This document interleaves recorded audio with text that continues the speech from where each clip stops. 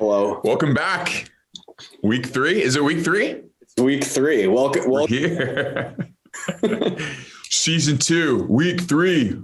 Welcome back. For those of you who are listening in, we're glad to be here with you. We've got some week 3 fireworks for you. I wanted to start out and just give Michigan a shout out for beating Johns Hopkins this past weekend for the first time in program history, I believe. Really exciting to see the balancing. We'll call it the balancing of powers in college lacrosse, and specifically the Big Ten. What does it mean? What do you think it means when you see a team like Michigan beating a team like Hopkins? What does that really mean for the sport? Well, I think on maybe a simpler scale, what it means for their coaching staff is a little validation. Regardless of what Hopkins is right now, you know that they are a blue blood program. And for Michigan as a fairly new program in the grand scheme of things, that's a staple win for them. Not that they haven't had others, but it's an in-conference win against a storied program. So for their coaching staff, I think it's a little validation that what they've been doing is good enough to get into the conversation with more elite programs. And on a bigger scale, and this is something we've definitely talked about, this is a football school. This is a basketball school. And they are trying to become also a lacrosse school. And a win like this, again, it gives them some momentum to try and do that. We're talking big bucks here. This is big time athletics. This is, NCAA money. So for that, it's a big deal to beat a Johns Hopkins if you're Michigan. Absolutely. And we saw it with, if we're talking about the Big Ten, we saw it with Ohio State a few years ago, making it into the Final Four, and to see teams emerging, different teams emerging. Penn State has been to the Final Four, and not saying that Michigan is necessarily Final Four bound with this win, but just seeing that some other teams can emerge is a positive thing. And there's chatter on Lax social media about especially this week with Baylor winning the men's basketball national championship. I saw a post about, does Baylor need to be a team that goes Division I with their club program? And people are like, no, if it's anybody in Texas, it's going to be the University of Texas. And it's just really nice to see that these schools that are so heavily entrenched in their basketball and their football programs on the men's side are also capable of having that success within lacrosse. And there's way more that plays into it as far as becoming a lacrosse program at some of these other schools. But it's fun to see. It's fun to talk about, right? We can dream. Yeah, we can dream, and we can talk about the dream.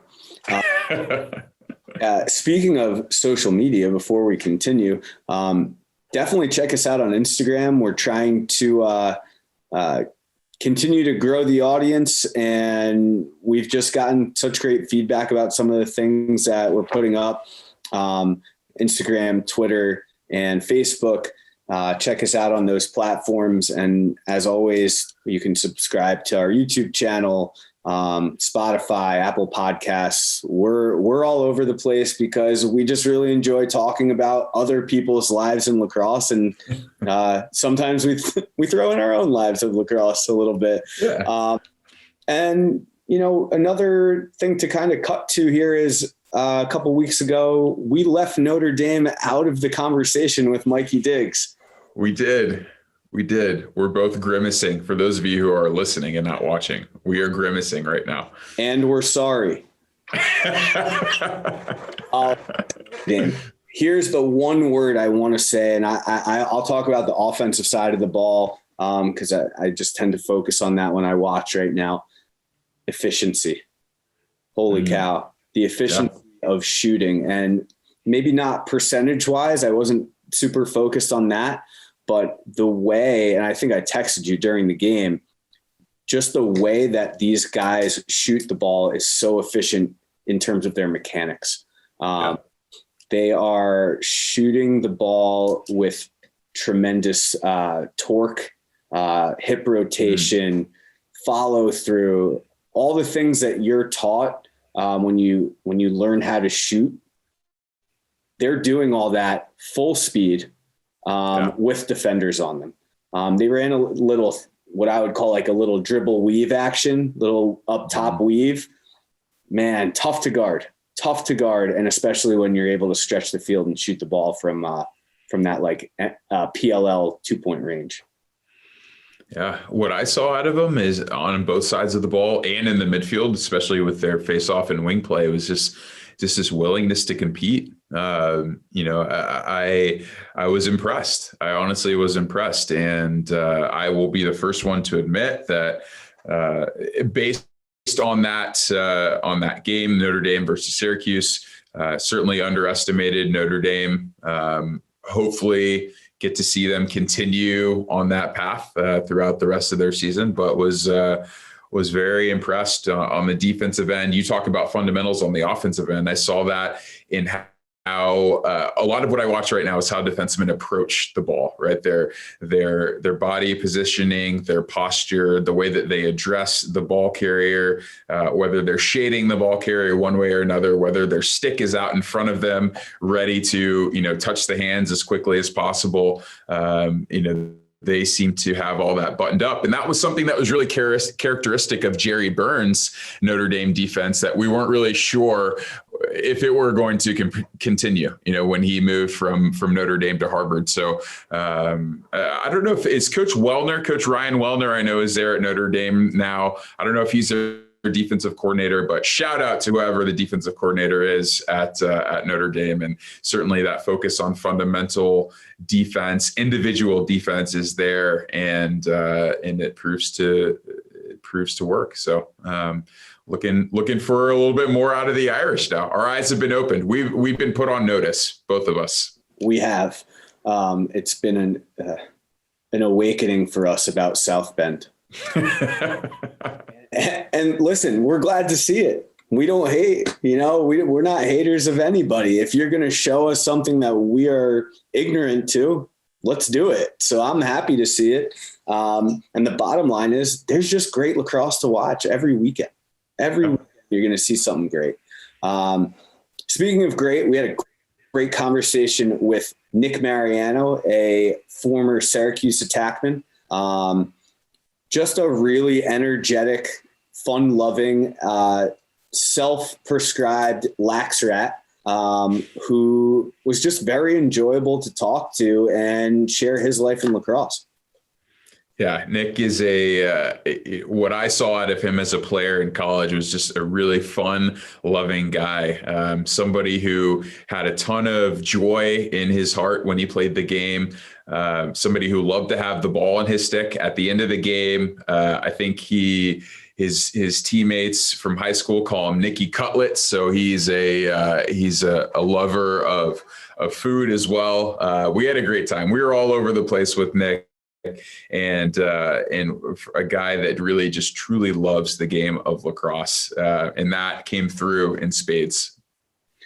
Yeah, totally. And what I would say about Nick is he brings every aspect of his life into the thing he loves the most, which is the game. And you're going to really love our conversation with Nick Mariano. We're excited to bring it to you. Season 2, episode 3. Let's do this. Let's do it.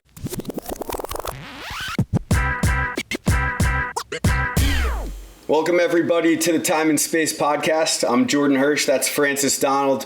We have Big W in the building. We have segment Sean in the building. And we are joined today by Nick Mariano, former Syracuse attackman and a fine young man. And we are just pumped up to have Nick on the podcast tonight. Thanks for joining us.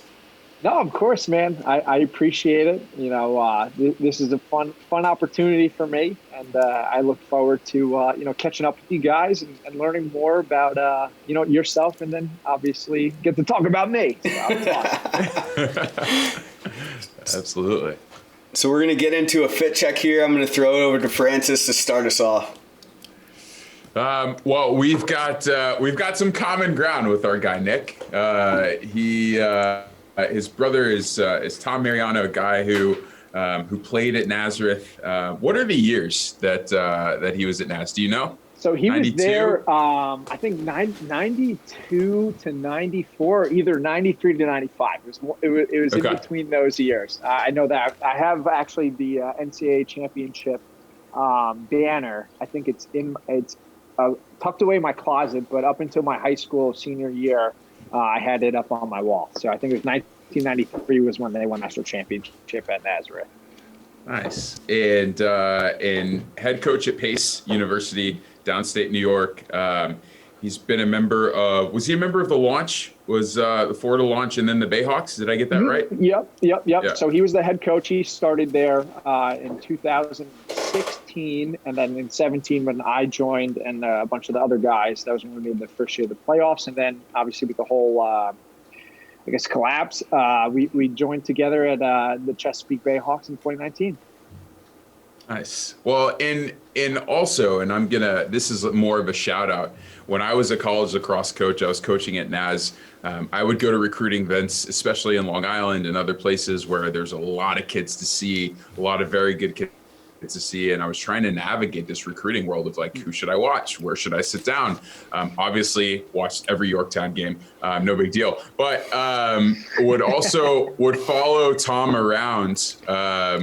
And wherever he would go, I would sort of be creeping like a couple steps. And if he would sit down at a game, like I would sit down at a game, and just knowing that like he was so tuned in to the best players, and I wanted to watch those guys too. So he was sort of the unofficial mentor for me when I was coaching college lacrosse. So I've got the Golden Oldies shirt on. This is the Garment Wash t-shirt, Lake Placid edition. We've got a couple Nazareth teams. We've got the Olden Flyers and the Dirty Birds in Lake Placid. Mm-hmm. So this is celebrating all those Naz alums out there. So happy to wear it tonight. That's got to be an XL. That looks way too big on you. It is very big. It's very big. I was gonna say, is it a triple XL there? Oh man! When Coach Randall gives me shirts, he assumes, you know how it's like you're a big guy, so he assumes you're like a double XL, and so he just throws you a shirt, and I'm like, I'm actually a large, but it's cool. Yeah, take it. It's like nobody complains to their coach when they're getting free gear, right? That's right. Just take it and run with it. Just tuck it in, call it a day. Exactly. Take it from someone who constantly wears oversized shirts. Tough to tuck in a sweatshirt, though. Just keep that in mind, folks that are going to send us stuff. Nick, what do you got going today? Yeah, man. So I'm plain black sweatshirt here, but I actually have on. Got to obviously rep the Yorktown. So I got there Yorktown on. There it is. Yorktown there Lacrosse, it is. And then actually it's Rob Kavovit's T-shirt that was made by Mike Salazzo.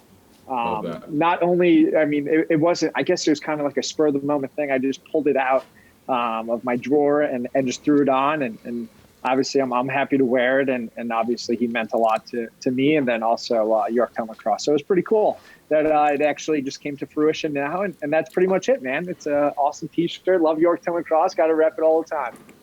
Definitely. And that's a sign for sure. That's a sign for sure.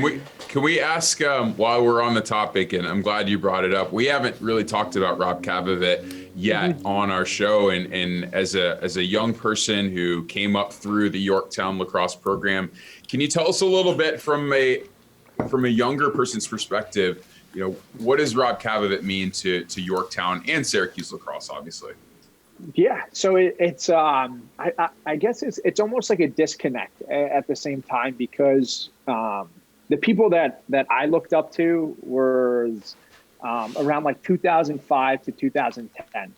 But I was fortunate enough to know Rob because my dad actually hurt his back when he was at work. So he's at physical therapy with Rob, who was his physical therapist. And that started around, I think, 2006-ish, 2007. And once I found out that he was a Syracuse lacrosse player, my mind, as being a lacrosse rat and a lacrosse lover at heart, I had to ask, you know, what was it like playing at Syracuse?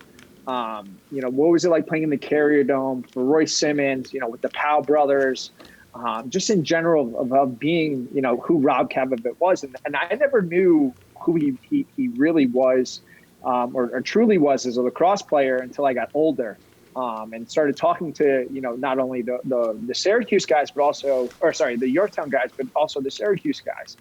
And for me, Rob was always a very genuine, very unassuming type of human being. And what I mean by that is when you look at him, you're like, oh, like you can't think that he's one of the best lacrosse players of all time. And then when you hear Casey Powell talk about him, you're like, holy crap, like this guy is legit. So it's very cool and very humbling to have an experience that I had with him growing up from when I was in 6th grade all the way up until my junior year of high school. I went to every single, if not, I think maybe I would go on my own as well. I definitely did go on my own to the physical therapy office to talk with him, just to understand what it was like to play for Yorktown Lacrosse. And then obviously I was fortunate enough to live out my dream to play Syracuse Lacrosse, which I thought, was something that we were able to share together, and was very cool and very humbling. As well as when I asked him, I actually asked Santa when I was in 9th grade, and I was in high school at this time, right? You can imagine asking Santa for something in 9th grade, but I asked for a Rob Cavavit autographed photo, and I actually have it in my room right now. It's been on my nightstand since I was in high school, but I asked for a picture of him autographed. And it was one of the coolest things that I've ever gotten, because it was the first time that I felt that I met someone who was a hero to me. And as I sit here and think about everything that has gone on in our lives and, with the whole COVID and everything, but just think about what he did for us and for me as a lacrosse player, I couldn't thank him enough. And obviously growing up from, being in Yorktown, we've obviously been blessed with the greatest lacrosse players of all time. There's not a list that you can't say in the top 10 of whoever you talk to that, there's the certain names that are going to be in there. And Rob Cavavit is the number one name that's going to be in there no matter what. So it's very cool and very humbling to know that I had a legitimate and a loving relationship with him and friendship. That he was actually, the last time I saw him was at a Florida launch game in 2019 or 2018. That him and his wife Marion, who I've known for a long time as well, because she worked at the office, and then their 2 kids were there and got to experience that, not only with me, but I got to experience that with them for them to be there and for him to see me play at that level, which we always talked about and always dreamed of. So it was very cool. And obviously he's done so much for not only Yorktown, but Syracuse, myself, my father, and just in general for the programs. And we couldn't ask for, anything more from him. But it's sad to see the whole situation, and we can only do what we can now, and just cherish his life and love every single second going forward. And that's it. Absolutely. Thank you for sharing that. That's a great connection to somebody who, certainly the name rings true for people like me and Jordan, but we've certainly learned a lot about him lately, and through Paul Carcaterra, who was on the show, and listening to the broadcasts in the last couple of weeks. So also shout out to Santa. Big shout out. Sounds like you and Santa have a solid relationship going into high school, which is unheard of, I think. I can't lie. Santa's my boy. I think it's also, my mother was born the night before Christmas, and my name is Nicholas, so Saint Nicholas. I think there it is. Kind of all just piled things together, and once it all came out, it was there. So thank God. There it is. Love it. Love that. Oh, right. So I'm wearing a Lululemon. Yeah. What do you I forgot. I totally forgot. I was so I was so honestly moved by that tribute. That was really great. And I'll say first, and I think I said this when we talked to Paul.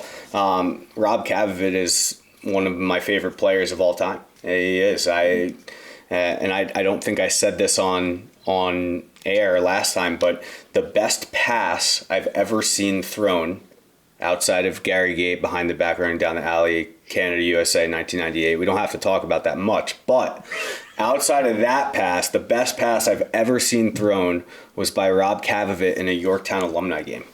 And it was, and I have a memory of it. That's a deep cut. That's a deep track. That's a deep track. That's a deep track. But when I say this, like, this is how meaningful it was. I asked my dad, and we're not from Yorktown. I happened to go to camp at Sports Barn in the middle of Yorktown, and they said they were having this alumni game as a benefit. So I went, and go figure, Rob Kavovit's playing in the game. So I'm psyched. I'm really fired up. And he caught a pass at the point on a fast break, and he essentially looked off the diagonal pass, looked at the straight ahead pass, but then threw it between his legs to the diagonal pass. And the amount of times, I would stand up and demonstrate it, but it will look insane with no stick. I would love to see. Yeah, I'll have to show you that another time. But and he put it right there. It was right there, right onto his ear. And the amount of times I tried to throw that pass in my backyard to nobody, mind you, countless. And just a great memory that I have of him without even really, I had never met him or anything, just a fond memory. But nothing major here, nothing on the trunk that's going to blow anybody's doors off. I'm wearing a Lululemon shirt, go figure. I went, this is like as flashy as it gets for me, Nick, a tie-dye hat. Francis. Dude, I like it though.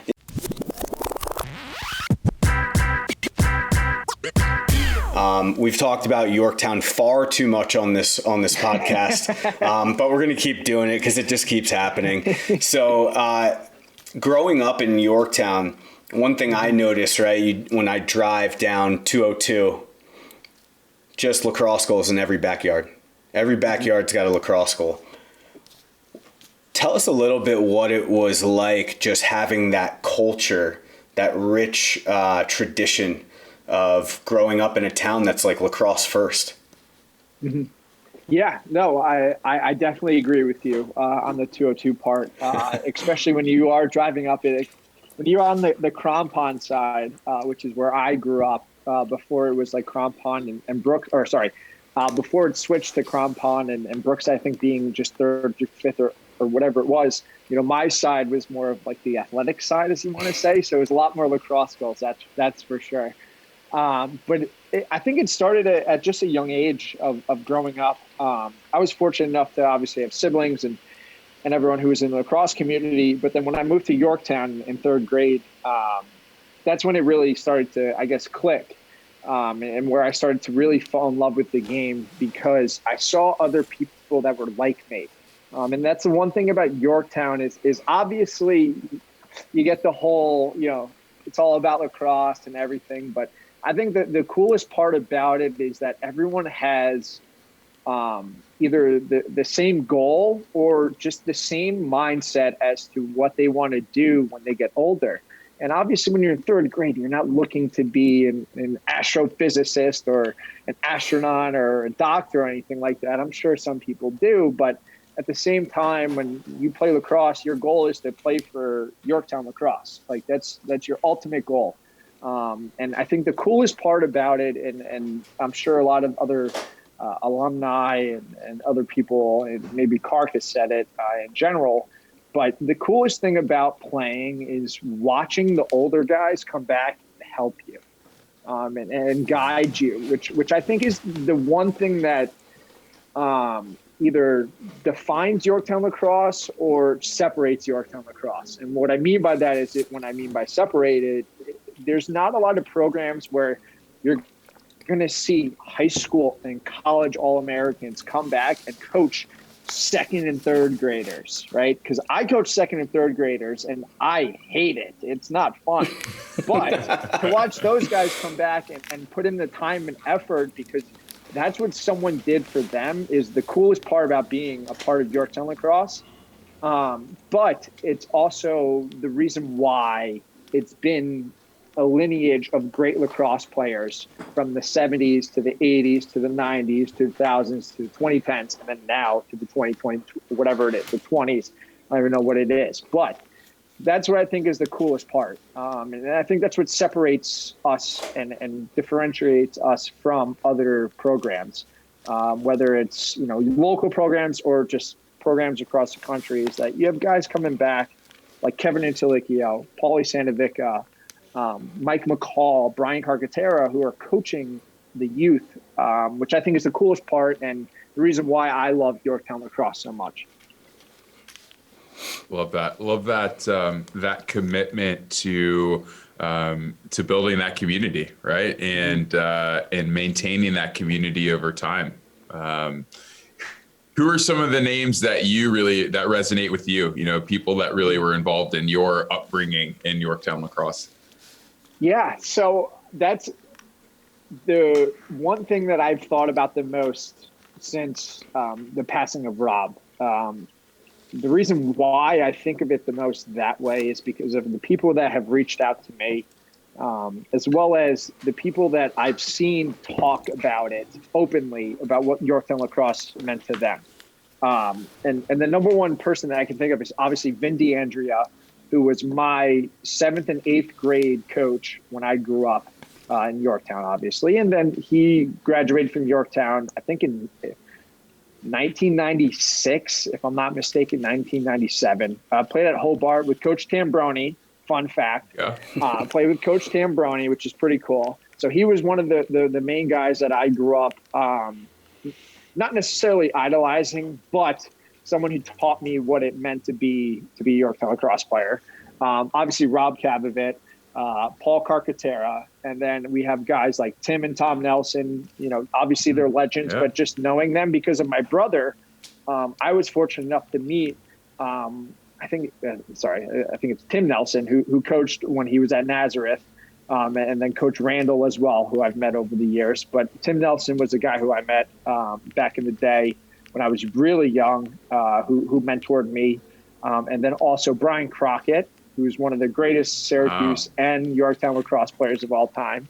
And then obviously, like you get guys like Kevin Antilicchio, Rocky Bonatadibus. I remember playing in the Bonatadibus' backyard, and all the kids, like Nicky Bonatadibus was a year younger than me.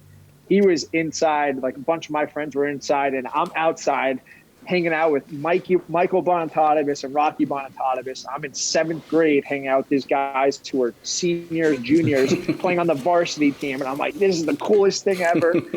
So those are the guys that I looked up to because they were just immediate to me. And it was very cool that I can actually have that interaction with them. When you think about one thing that Jordan and I have had conversations about is how important is the middle school coach, or as it's called in New York, the modified coach, right? In bringing along a group of players that really are leaving middle school and striving to play varsity, right? Because in New York, you can play varsity as an 8th grader, right? You can play, and maybe, I don't know when this happened, but you could play JV as a 7th grader. So like there's this long view of what you can be a part of and what you can accomplish, and how instrumental were those middle school years to really like essentially hyping you up for that JV or varsity experience.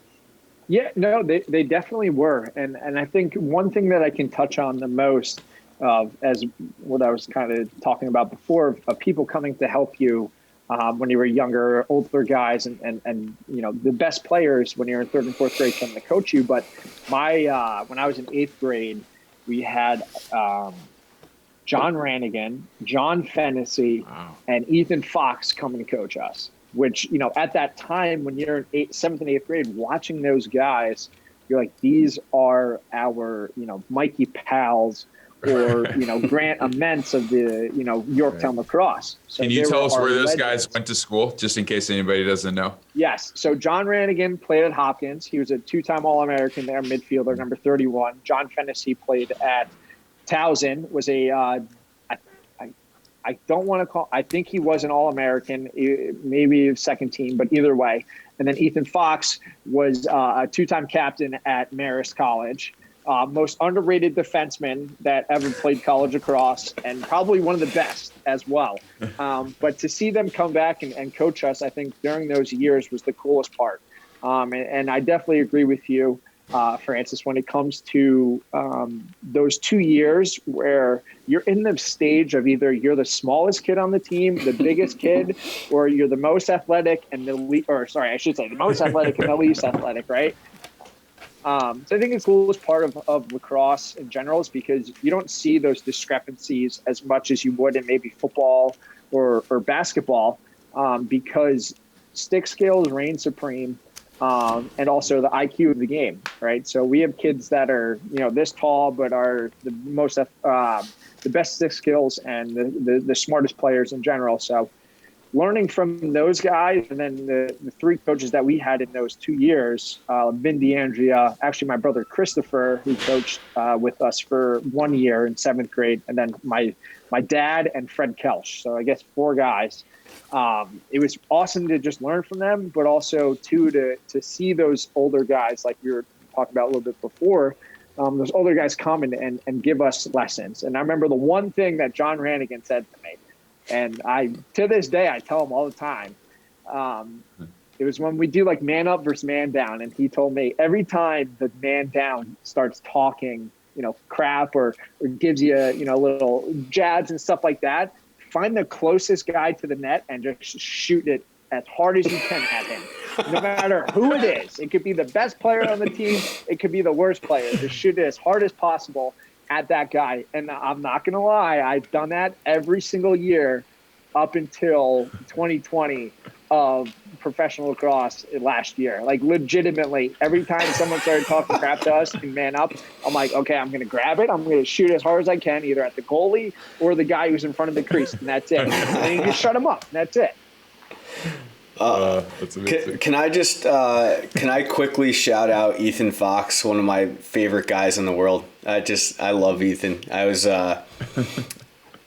just one of my favorite guys. Got a chance to coach with him a couple years, and just a great guy. Works in the same district as me, and he gave me the best and only, actually. Well, I shouldn't say only. You gave me a bunch of stuff too, Francis. But at my bachelor party in Atlantic City, Ethan rolled in with a handmade 4x4 PVC pipe goal into the hotel and threw it onto, and right. We had a great time with that. That's right. After Yorktown, you go on your college visits and you go through the recruiting process and you decide to go where? Decided to go to UMass.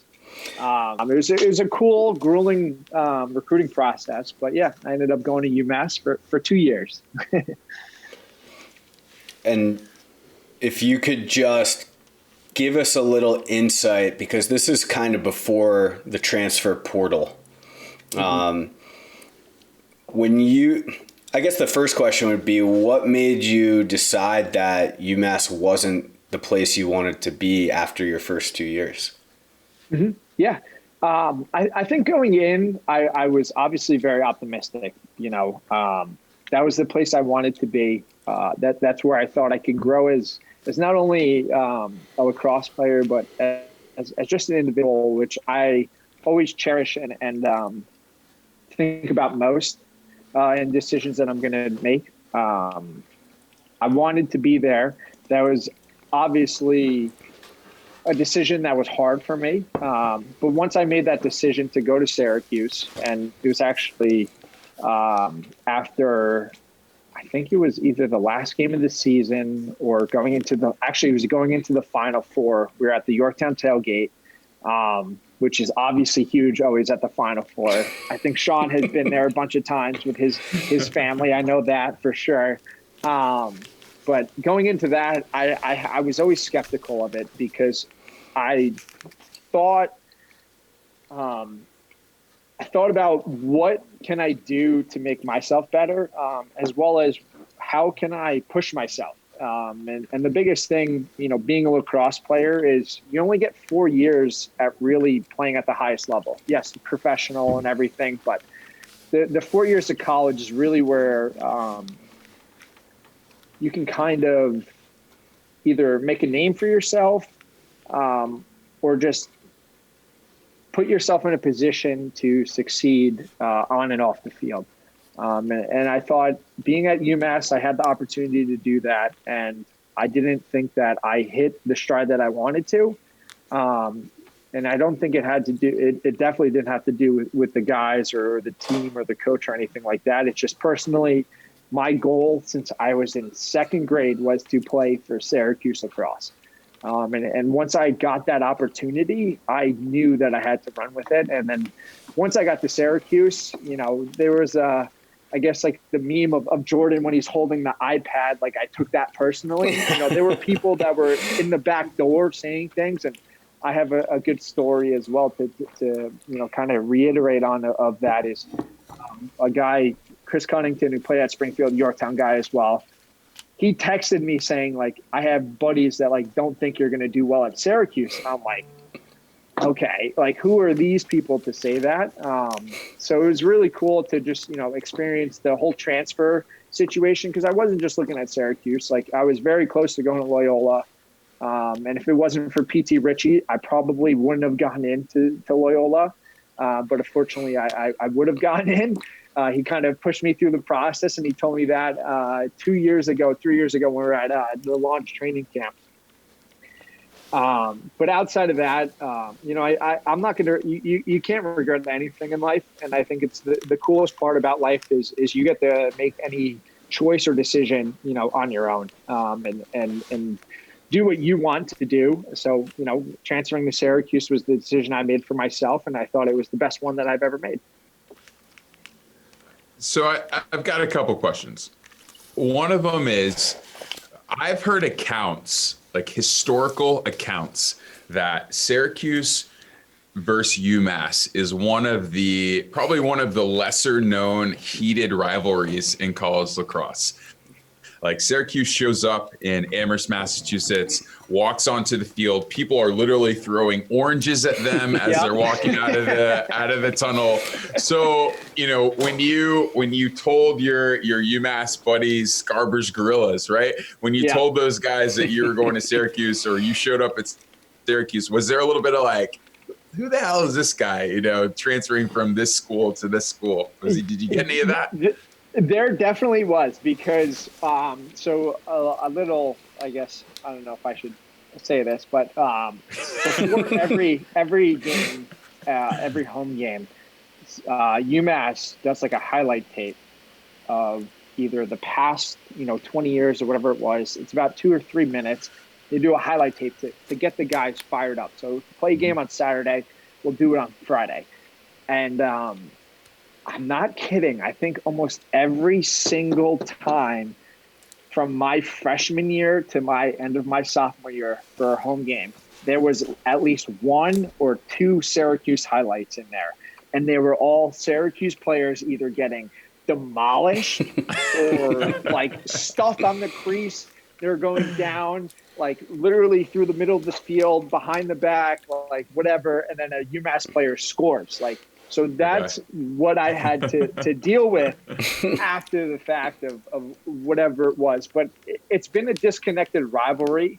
And I agree with you, Francis, that it's literally been one of the greatest rivalries of all time that no one has ever heard of. And that was one thing when Coach Cannella, the head coach at UMass, said, he was like, "Oh, really? That's where you're going?"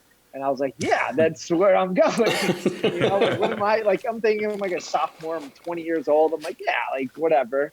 And then I started thinking, I'm like, holy crap, like they were really good when they played against each other all the time. So I think that's actually a very cool, like little backstory of it and very funny as well that I end up going from UMass to Syracuse. Yeah. No. And the other thing about the UMass program is that in the lacrosse world, they are known as a physically tough, physically imposing group. And when you were at UMass, watching some highlights on you, because I knew you from Syracuse as obviously a very good player, but you were known for scoring game-winning goals. Like that was something that you seem to come up with game winners, the way that most players, would just come up with a good game. Like you're the guy at the end of the game that wants the ball in his stick. And you were that guy at UMass too. You in the younger part of your career, you had some game winners. So do you think that you took that sort of mental, physical toughness from UMass to Syracuse? Do you feel like you brought that with you when you joined the Orange? Yeah, for sure. I think a lot of it also stems from all of the pressure that was put on us as high school kids at Yorktown. You can definitely touch on it in that way. But as you get older, you start to, I guess, think of the game a little bit differently. And obviously, when I was a freshman to where I was a senior, thinking of it differently of where can I impact and get the most out of, myself to help the team. And I think, going back to freshman year and then also senior of doing, the same situations of at the end of the game, putting the ball on your stick. You want to connect on every opportunity that you have. And I was fortunate enough to have opportunities at the end of games to be, I wouldn't say the hero, but to score the goals where we needed it the most. I think a lot of it stems from Yorktown and having the pressure on myself, but also just in general of the pressure that I put on myself to be successful and to help the team in any way.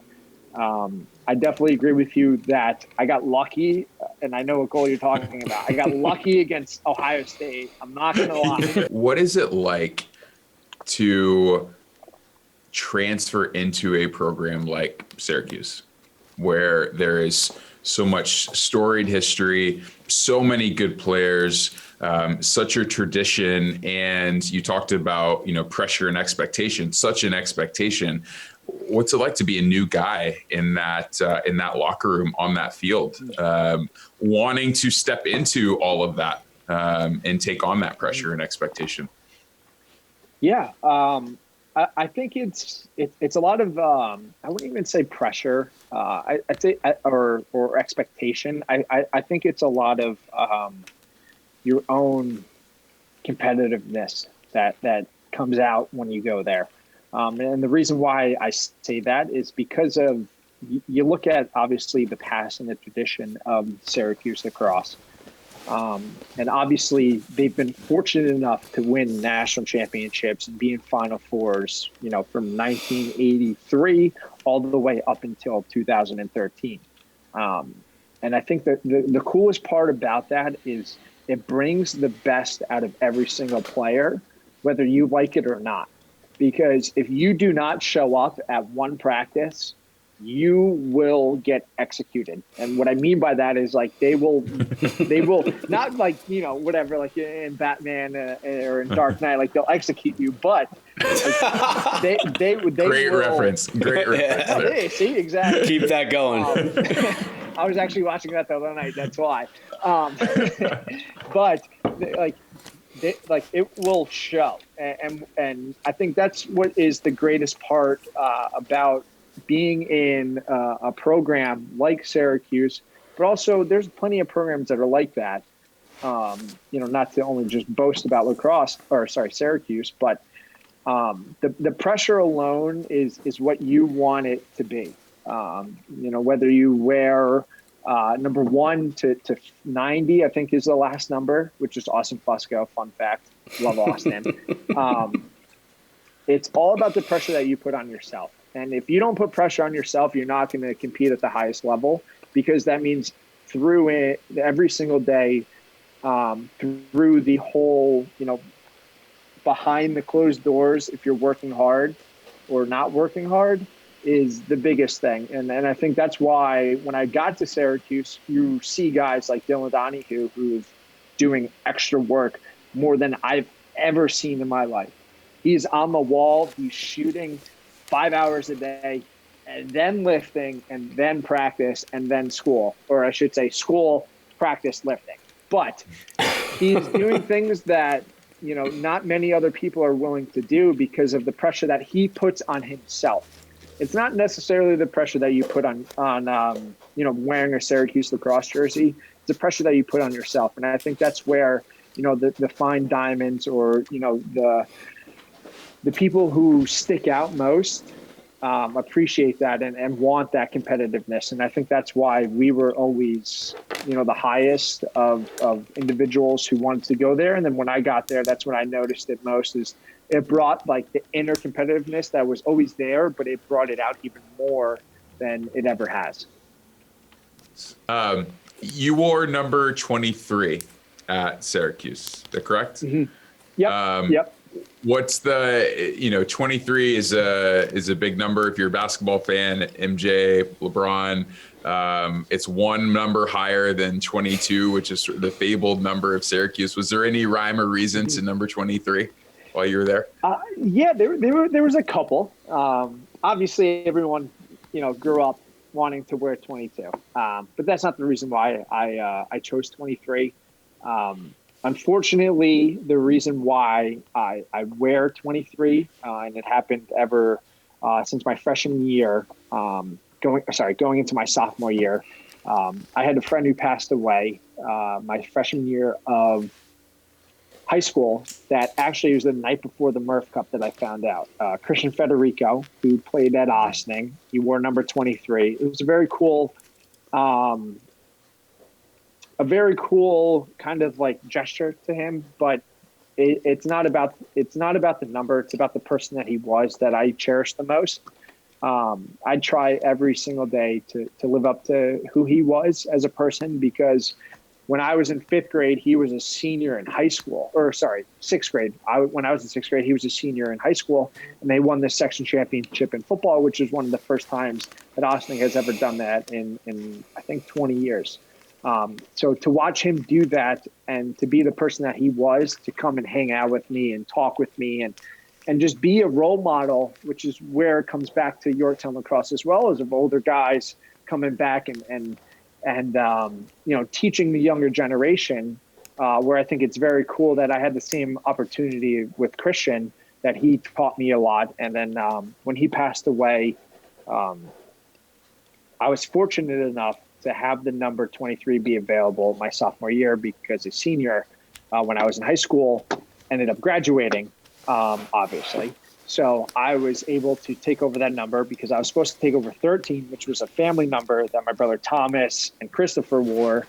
So it was a little family thing, but once I said the reason why I wanted to wear 23, they obviously understood. And then once I took over 23, I tried my best to just honor him. And then going into my sophomore year, and then when I transferred, I guess I shouldn't say I was fortunate enough, but Parker Farragon, who I'm actually good friends with now, ended up transferring from Syracuse. He was number 23, the year that I was transferring into Syracuse. So when he transferred, obviously that opened up the number 23, and I was able and fortunate enough to text Coach Simmons the day that I committed. I said, I want number 23, because that's when I found out that Parker was leaving, and he said, it's all yours. And I actually texted my father, and I called my father after I landed. I texted my dad, I'm committing to Syracuse. I was in the airport. I'm committing to Syracuse. And I was going to Vail to play in that tournament. And then he got off I literally texted him, airplane mode, go on the flight, fly to Denver. I get off, I open up my phone, I get like 100 text messages, like blah, blah, blah. And I told my dad I'm wearing number 23. And I started crying, and so did he. So that's the reason why I wear 23. And I think it's very cool. And then obviously there's, you know, the whole lineage now with Tucker wearing it. It's very cool to see one of the best players on the team wear it. But that has nothing to do with 22. But it's very cool to see that, you know, it's starting to carry on, and I kind of like it. You know, I can't humble brag about it, but I want to.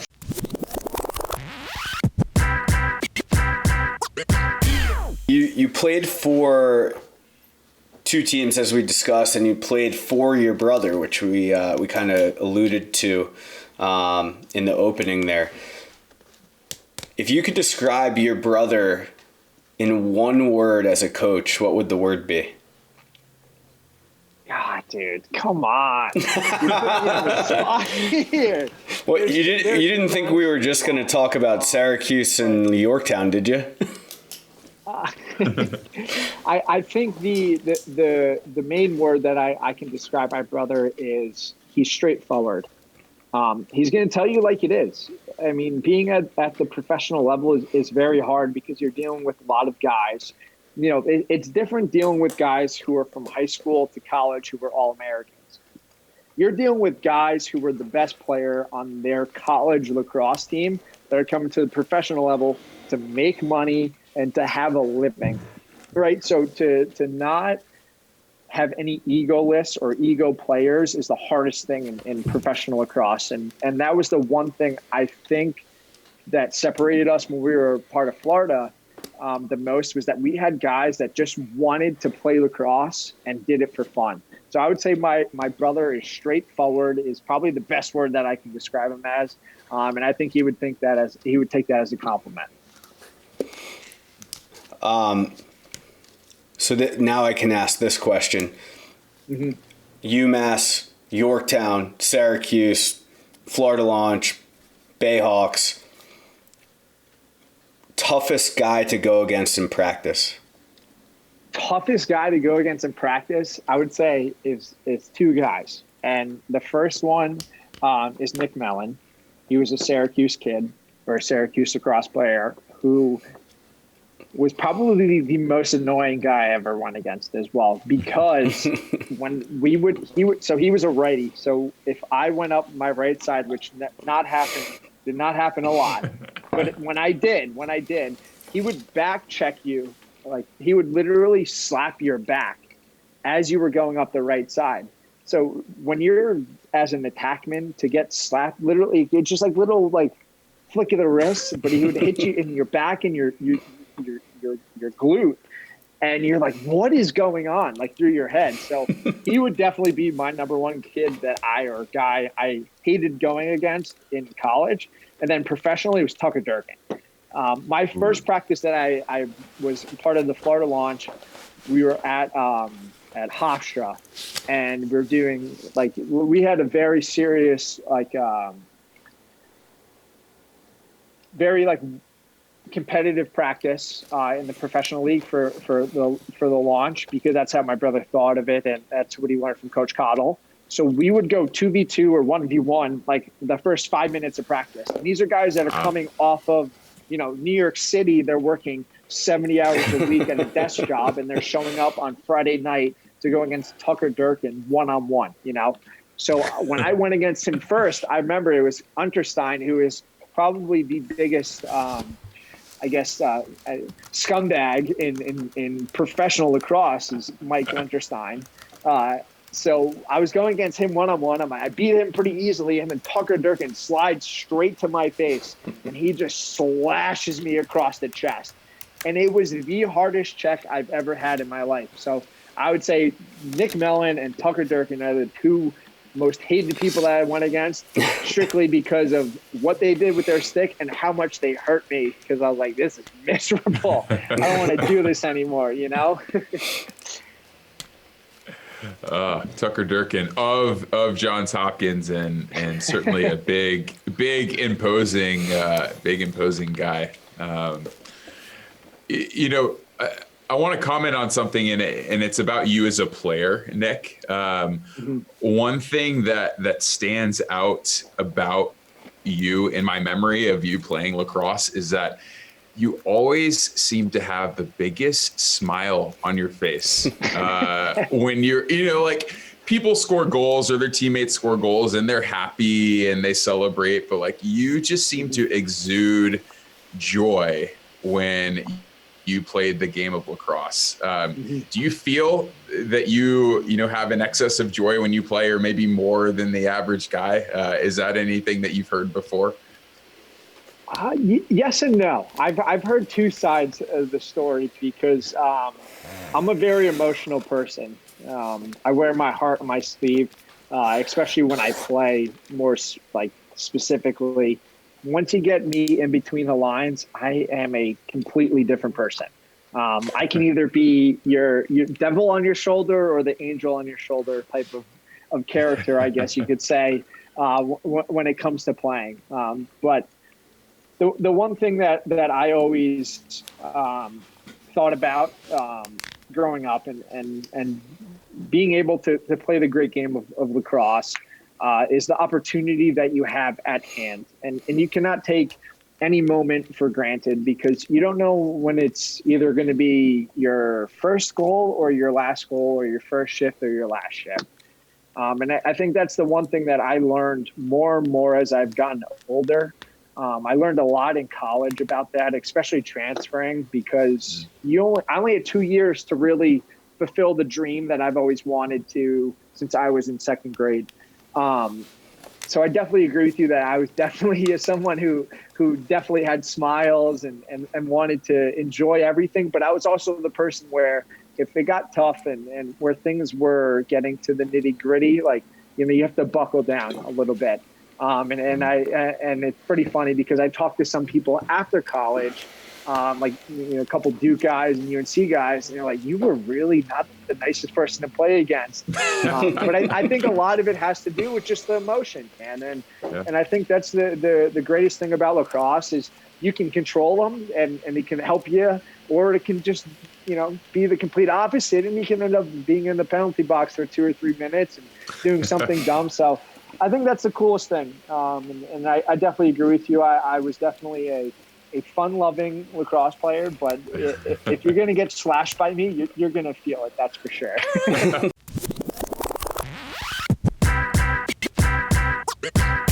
I want to ask you a question about leadership. And you have played in very competitive situations. And I mean, not only with the other team, within your own team, in high school, in college, and in the pros.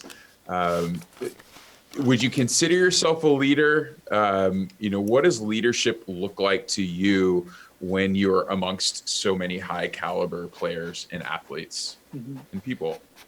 Yeah, I think that's a great question. And I think a lot of it has to, for me, transpire around the people who are in the locker room or in the huddle.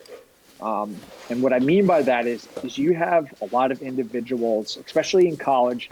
High school, they're your best friends. I've hung out with kids every single night for 5-6 years, right? So going into high school, it's a little bit different than how you're going to lead and how you're going to try to get the most out of individuals. And you learn from that, and you learn from, why do they do a certain thing, or what can I do to get this person to be 1% better?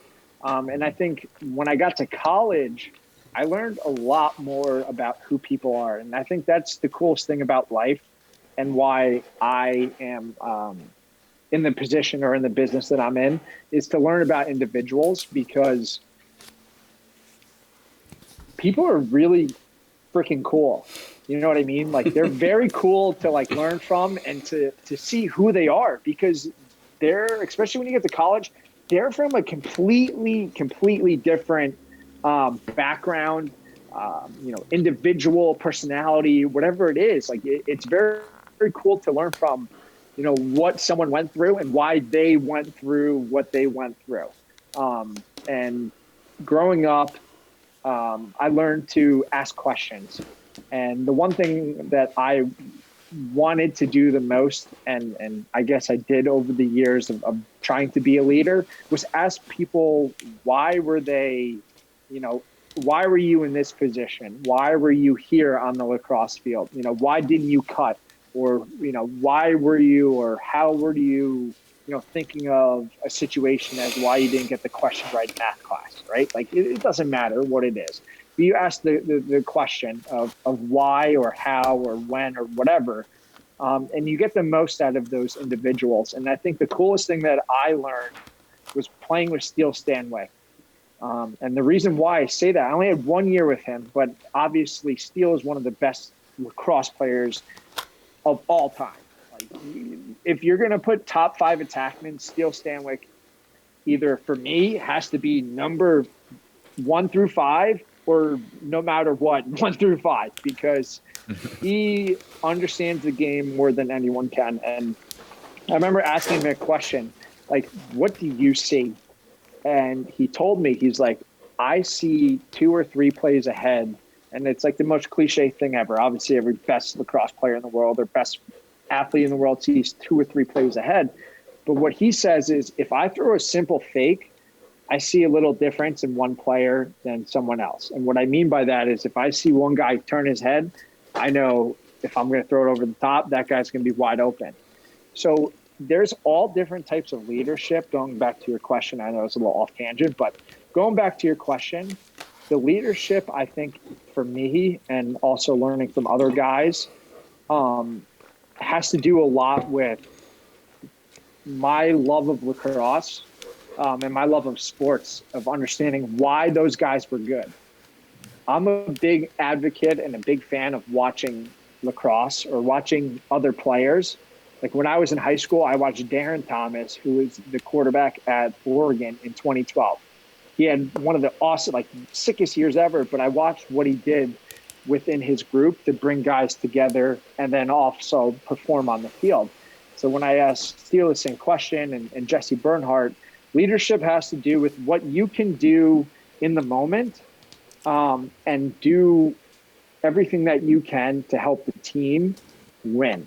And it doesn't matter if you're vocal. It doesn't matter if you can put the ball in the back of the net. It doesn't matter if you could throw a little skip pass and throw it over the top, right? It has to do with how you can help the team. And being a professional lacrosse player, you learn that within the 6 offensive guys, 8 guys, whoever it is, you learn a lot about who they are because that's all you're with. And it's the same thing as being best friends with, the guys from high school. You're only playing with X amount of people. So having the opportunity to learn who they are and what they actually like and don't like, I think is what leadership actually is, because you figure out what they are deep down and who they are off the field. And something that I always took personal is trying to learn about who they are off the field. And I guess I'm going like, ping pong back and forth, but I think that's what the coolest thing is about being a guy who's been around the game for a long time, is learning who people are off the field, most importantly, because it teaches you the life lessons of who they are, but as well as, who you are as a person as well, and how you transpire others. And I think that's what being a leader is to me, is being able to get down to the nitty gritty and understand who someone is. Because, it's hard for people to open up, but if you can get them to open up, I think that's the coolest part. Well, there's a direct correlation with who people are and how they show up on the field, right? It's not all that different. So, taking that personal touch, I think, is a great way to be a leader, and to build the relationship and that trust when you're out on the field. So it sounds like that was a skill, a superpower of yours. I'd like to say it's a superpower, but maybe have a couple others. Who knows? Lacrosse is the ultimate trust fall exercise, isn't it? That's very true. Absolutely. Especially when you're screaming one more and no one passes it to you, and you look at everyone, You're like, I was definitely wide open. We know if rule number 1, according to Mikey Diggs, is when you're on the crease, you have to do the goalie as dirty as possible. Rule number 2 is, as an attackman, you're always open, right? When you're calling for the ball, you're always open. Every time. I'm not going to lie. I promise you, I watched a game when I was in high school, against Somers. And every single time a midfielder ran down the field in the transition opportunity, I'm like, I'm open. I'm screaming for the ball, and I was not open. I watched, like, oh my God, I was such a selfish lacrosse player. I'm like, they didn't teach me anything. Hey, got to believe it. All right, let's bring in the heavy hitter, right? Let's bring him in. Who's that? Segment Sean? Yeah.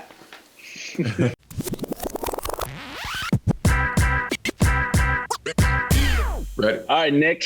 It's awesome to have you on, man. Good to see you again. A good guy, a cute guy, as you all well know by now. So we're going to get into this, right? So we're going to get back into stick picks. Again, you probably know by now, you're a fan of the pod. I'm just going to reach into this stick. We're going to pick a topic. We're going to chat about said topic and see what we can get out of that. It's going to range about 4 minutes. But we're on the clock, fellas. Let's go. All right. This is a good one. Cuse is on a little bit of a skid right now as we're recording this, right? They're on a 2-game losing streak. Are we calling it a skid? We're calling it a skid right now. I don't know. We'll see. Nick, what is Desco saying to these guys? One, and Jordan and Francis, when you are on a losing skid, what are a couple things you want to do to loosen your team up to get it going? So let's start with Nick on this one. What is Desco saying to these guys right now? Desco is probably not saying a whole lot. If I'm being completely honest with you guys, he's not saying a whole lot. And I think that's true to who he is. But the one thing about Coach Desco and the Syracuse coaches is they expect a lot out of the players. So if the players aren't the ones who are being vocal or asking more of their teammates, then that's when there's issues. So I think that's kind of where they are right now. It's definitely a skid, maybe a skid mark between the trousers, but we'll leave that off topic. But the leadership is good, and I think they'll turn it around. You know, it all depends on tomorrow, and we'll see how it goes. Oh, that's right. Tomorrow. What's the matchup tomorrow? Tell everybody. They played the Great Danes. The Dane train, baby. Yeah. They're less Teoka Nanticoke as well. So that's that's going to be a tough draw. What was the question for us, Sean? Upstate rivalry, though. Again, like when you're on a skid, for instance, like what were some things Coach Randall would do or your high school coach? Like how do you loosen that locker room? You know, how can you get the team to play better?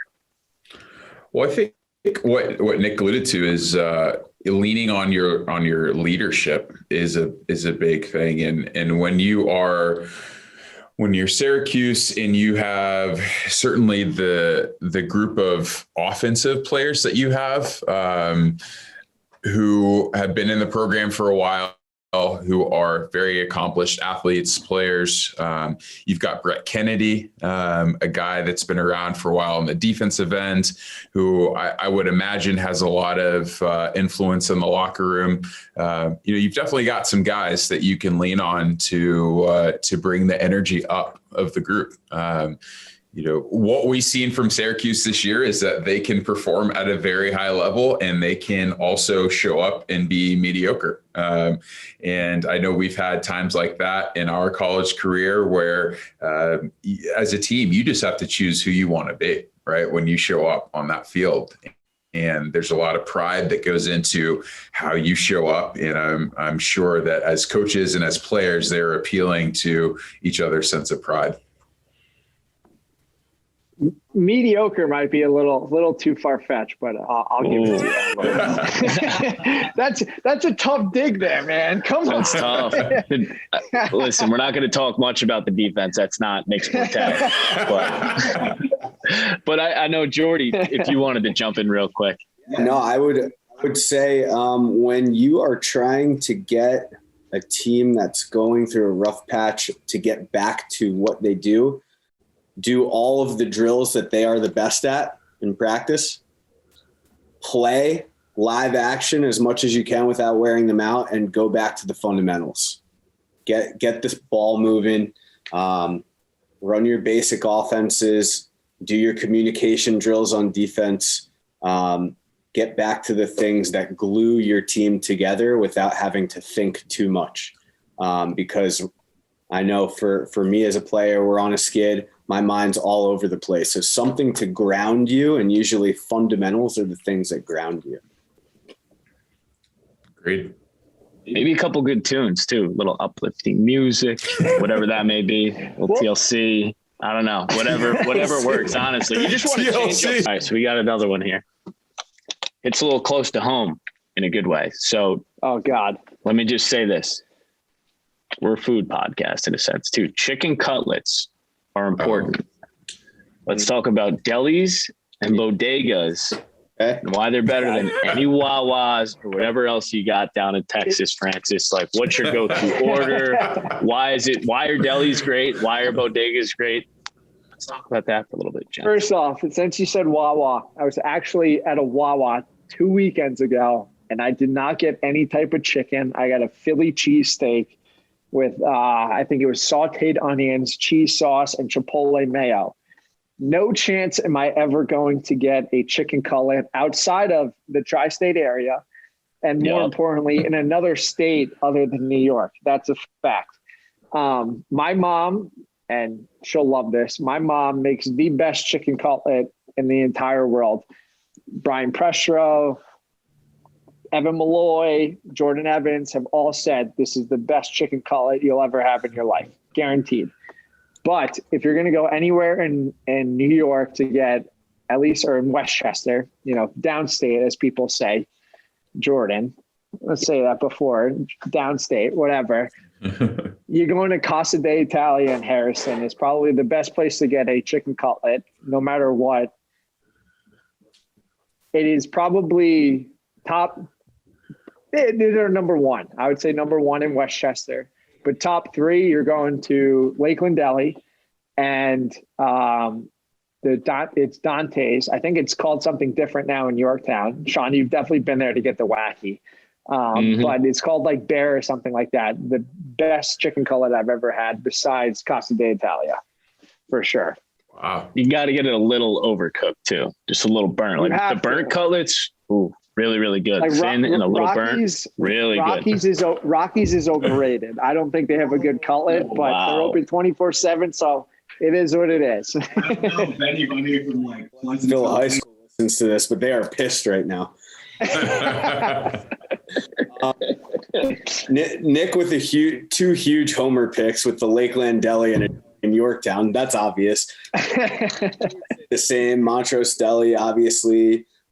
Great chicken cutlet sandwiches. I want to say more like, what do you get on your chicken cutlet sandwich? I'm a Mott's, tomato, bacon, mayo. Keep it kind of simple, but it really does the job. And let's be honest, once you hit 30, which podcasts have as much as you used to, you can't go on chicken cutlet.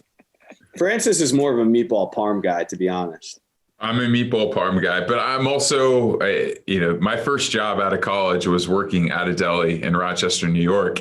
And what I learned is the key to a great deli experience, as far as sliced meat is concerned, is boar's head meat. That's correct. Right. You got to have boar's head brand. And so now that I live in San Diego, in California, there are no delis. There's really nothing compares to what you get in New York. But I do have my source for boar's head meat, and I do go there on a weekly basis, and I make my own sandwiches at home. So there you go. I'm my own deli. How important is the bread? The bread is very important. The bread is very important, and we don't have rolls like they have in New York out here in California. So there's a lot of flip flopping between bread out here. I'm not gonna lie. Trying to find the right fit. I get it. Trying to find the right fit. Yeah, absolutely. The bread is honestly 95% of the sandwich. I'm not gonna lie. I'm really not gonna lie, because if you get a crappy piece of like a hero or a roll, it can change your day if it's good or bad. Like, it really can. I'm not going to lie. And I agree. I think a lot of it has to do with the bread. Francis, dude, that's tragic. I didn't even think about that. Like, your bread is pretty bad out there. I mean, like, I went and visited it. All I had was tacos out there, and we had we got pizza late night, but I'm sorry. That's why I'm never moving there. But I'll come visit you again. A lot of tortillas. A lot of tortillas and not as many rolls out here. Exactly. You gotta know where you are. Play to your strengths. Good stuff. KYP. Good stuff, gentlemen. I knew I could get Nick to talk about chicken cutlets too. I know he's a cutlet guy, so that's good. That's big. They call me Nicky Cutlets. I'm not gonna lie.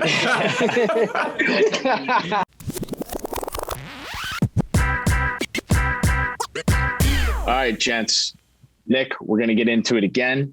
As you well know, we're snaking the draft, guys. Don't worry. I'm here to make sure everyone gets out okay. We're going to get in. We're going to have a set order. Nobody's going to get lost. Everybody's coming back. So you're our guest. You're going to go first, too. And then it's going to go to Jordan, Francis, back to Francis, to Jordan, back to you, etc. Tonight, I'm keeping it nice and open-ended. We're going to have a little chat. It's something we kind of talked about with our buddy Josh, who was on the podcast, Josh Davies, shout out.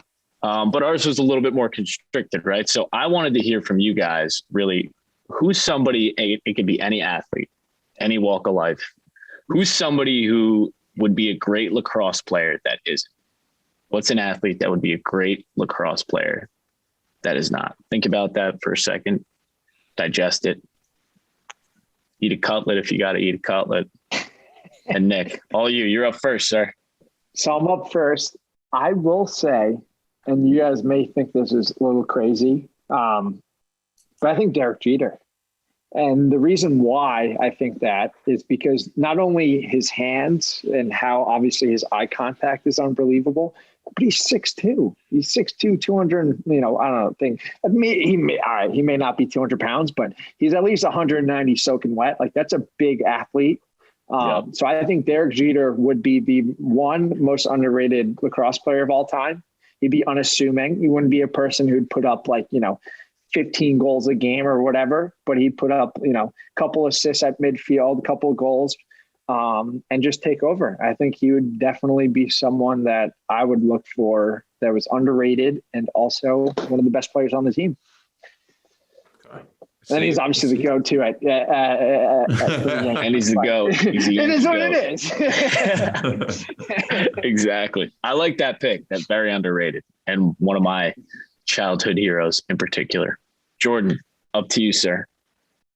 So the first name that came to my mind, and I'm surprised but not, Mia Hamm was the first name that came to my mind. A GOAT in her own right. And the reason it came to my mind was fitness level. And in women's lacrosse, I think fitness for a midfielder is very similar to soccer, seemingly, in the very little I know about soccer, or football, as they call it in England. I didn't know that. And Mia Hamm scores goals. I mean, she scores goals, right? So pretty sure that's important in lacrosse. So I'm going with Mia Hamm. Fair enough. Not a bad also the celebrations as well. It's huge. Oh, yeah. Huge. Silly game. She's unreal. Also, if anybody had backyard soccer for computer back in the day, that's the throwback. Unreal. No. She was a cheat code on that game. Is that like a Windows 3.1 game? You booted up the computer, Windows 98 came on. You accidentally hit AOL. You heard that to get it started. Floppy. Yeah. That and Wolfenstein 3D, right? CD. It was like 2001. It was really great game. Really good game. Anyway, I digress. Francis, to you, sir. You have 2 picks back to back. So I think when we talked about this earlier, it was in reference to NBA players, I think specifically. And so I'm going to go back and get Steph Curry. I'm going to bring Steph Curry into the chat here. That was my pick last time, I believe. No, it might've been, but I concur. I think that Steph is, and I don't know if he would be a midfielder or an attackman specifically, but I think he's a potentially a two-way midi. I think he's a righty lefty, somebody that can shake you up, but could also shoot from the outside, and just has that leadership mentality that is going to do whatever it takes on the field to help his team out. So I'm going to go with Steph. Excellent. Good first pick. You have one more. So. I'm still up. I'm gonna go Serena Williams.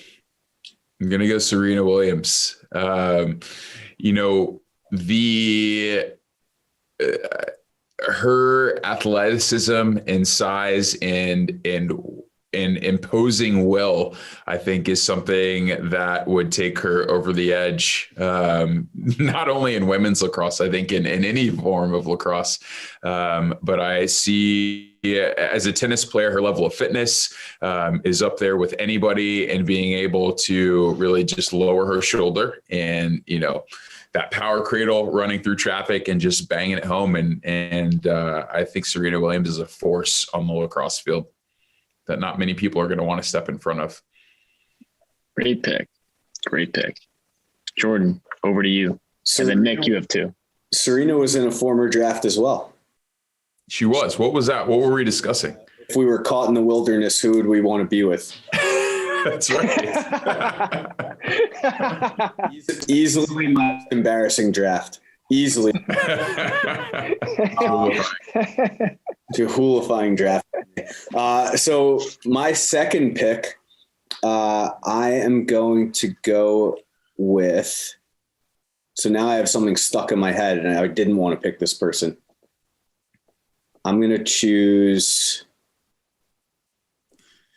Can't say God. No. Ed Reed. I'm going to go with Ed Reed. One of my, he played safety. In lacrosse. Thank you. Come on, man. Did he play? What position would he play? Well, I could see him as a utility midfielder. I could see him in this new age lacrosse where the two-way midfielder's coming back. I see him being able to play on both ends because he's skilled and smart, physical, one of the toughest guys to ever play at one of the toughest universities of the 80s, 90s, and yes, the 2000s, and a linchpin in the Baltimore Ravens defensive system that was so talented and great for so many years. So the toughness factor, the leadership factor, one of the best leaders in the NFL, I would say. And again, utility. He could pick the ball off. He could tackle. He could run a defense. I'm talking about football. So I think all those things, you're laughing at me because I'm saying tackle. I'm talking about football. I think all those things translate to lacrosse. And I could see him facing off too as a lacrosse player. I think he could face off and stay on. And we could use something like that with lacrosse right now. It'd be pretty cool. Yeah. Good pick. We'll give you props. We'll give you props for that pick, Jordan. That was a good pick. All right, Nick, you have back-to-back picks. So all right. So I have two right now. You got two. Yep. Okay. Yep. Nobody's lost in the snake yet. Honest. I think I would have to go with Diana Taurasi. And the reason why, I think she's I see everyone's reaction. She's an underrated GOAT. And the reason why I think I'm saying that is because I've been a huge UConn basketball fan of not only women's, or I should say men's, but women's as well, since they won the national championship back in 2000. And I think it was 5. They both won back to back, they both won together those 2 years. And the reason why I think she would be an incredibly good lacrosse player is because of her athleticism, but also the way that she controls a field or the basketball court as what she did. She had the range. She could get in close, dodge off of a defender and score in tight. And she can also make the other players around her better by, either feeding or just creating space off of a dodge and creating hockey assists. So I think Diana Taurasi would probably be the greatest lacrosse player of all time, just simply because of how athletic she is. And I think she kind of correlates to who Kayla Trainer is now. And I think that's why it's very cool, because you can kind of bounce it off the wall of, who's good and who's this and who's that. But I think Diana Taurasi would be one of the greatest lacrosse players of all time, for sure. Love that. Great pick. Very gritty. Is there anybody more entertaining to watch in the women's game than Kayla Trainer? Is there anybody more entertaining? I don't know. I would have to say definitely Kayla, for sure. And it's hard. I will say, weird brag for myself. I was shooting underhand in Manly Field Center, and she asked me how I was shooting underhand. And I was like, this is the coolest thing ever. This is the coolest thing ever. But I'd say her, obviously the women's game, I think now has evolved to something where the men's was and is, in the 2000s and the 2010s of just peak performance of athletes and lacrosse players like Kylie O'Miller. You see girls like Sam Mapuzo, who was on the Sports Center top 10, and now Charlotte North and stuff like that. So it's very cool to see that. But I'd definitely say Kayla Trainer is definitely one of my favorite lacrosse players ever. Not because I taught her how to shoot underhand, but because she asked me how to shoot underhand. There you go. You have one more pick, Nick, too. Okay, so one more pick. I'll go outside the spectrum, and I'll go into the golfing world. I guess it's not outside the spectrum. I think it's probably right in the spectrum of lacrosse and in general. I'd say Bryson DeChambeau. And the reason why I think he would be is because if you look at Peter Durth, you look at, Drew Shantz of when I was, a senior playing against Dee Mitty from Notre Dame and a couple other guys like Isaiah Davis-Allen and Nick Manis from Maryland. Like, they were studs in the middle of the field. And obviously with how big he is and how I think smart he looks at the game, I think he'd be someone who could dominate the middle of the field, not only offensively, but more specifically defensively, with helping out and putting himself in situations to succeed. And I think that's obviously the most important thing is a lacrosse player is being able to do in between the lines things. And he would definitely be able to do that. I like that. I like that for two reasons. One, is he winning the Masters this weekend? No, he is not going to win the Masters. Okay. I think Justin Thomas is going to win the Masters. And I've had the argument up until today about who's going to win the Masters. I think Justin Thomas is going to win the Masters. All right, there you go. That's a great pick, one. But did you pick him because you kind of look like him too? Like I think you guys are long lost twins. You think you kind of do. Oh. Funny. Jordan, back to you, and then Francis, you are last pick, sir. I'm going to say Wayne Gretzky. Just waiting for a hockey player. Yeah. He played lacrosse, did he not? I think that's accurate. I think he might have, yeah. So already very familiar with the game. Hands team, obvious. Again, scores goals, but equally as important, dishes them out. I feel like he probably still holds the assist record in the NHL. You'd have to fact check me on that, but I'm sure it's untouchable.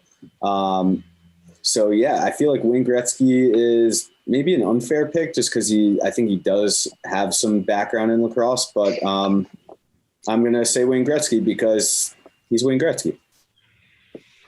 Wayne Gretzky. It's a good pick. You miss 100% of the shots you don't take. Wayne Gretzky. Say Wayne Gretzky one more time. Wayne Gretzky. Who is that? Hockey player? And the Rangers. Don't forget the Rangers too. Yeah, Francis, you're wrapping us up with the last pick, sir. What do you got?